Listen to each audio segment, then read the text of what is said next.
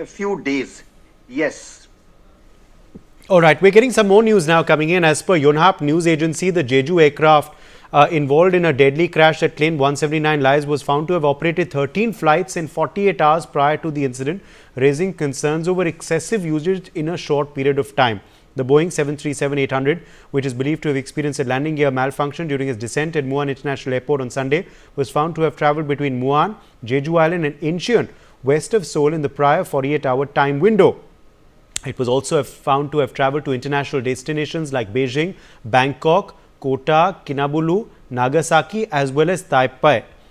Surjit Panesar, aviation expert, is with us live. Surjit Panesar, could this be one of the reasons? Overuse of the aircraft, excessive usage, looking at the previous timelines? Well, let me start from the beginning.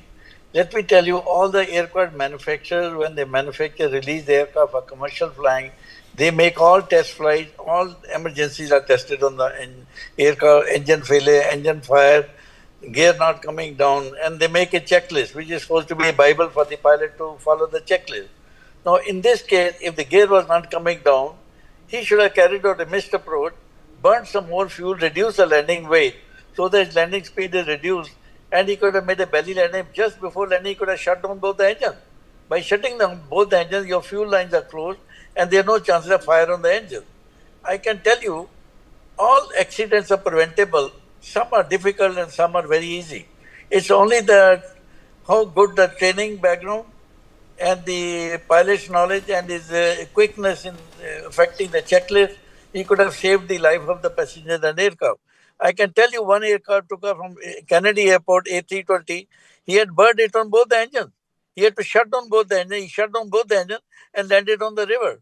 Can you believe it? All passengers came out scratchless and the aircraft was also saved. We had two belly landings in India. One was in Calcutta, one was Delhi. And their action as per the checklist and their landing at the minimum speed saved the life of aircraft with minimum damage and no casualties. I tell you one incident when I was in Kathmandu on Airbus A300. I saw one Thai Airbus A300 taking off. And middle of the runway hit the bird, heavy bird. One engine shut down immediately. The other engine also had some power loss and all that. Then he had to make an emergency landing.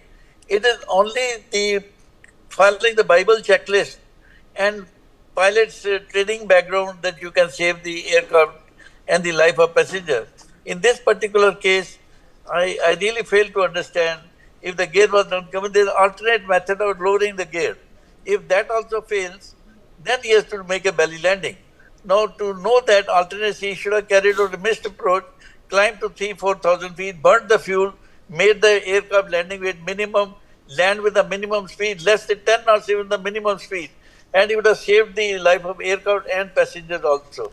A very sad incident. Only now the cockpit voice recorder, the digital flight data recorder will reveal the actual facts and all that. But what we could see on the TV, the landing is landing with a very high speed.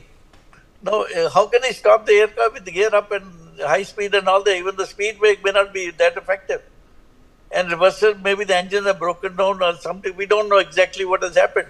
Now, only the investigation will come out and reveal all the facts after read out the cockpit voice recorder and digital file.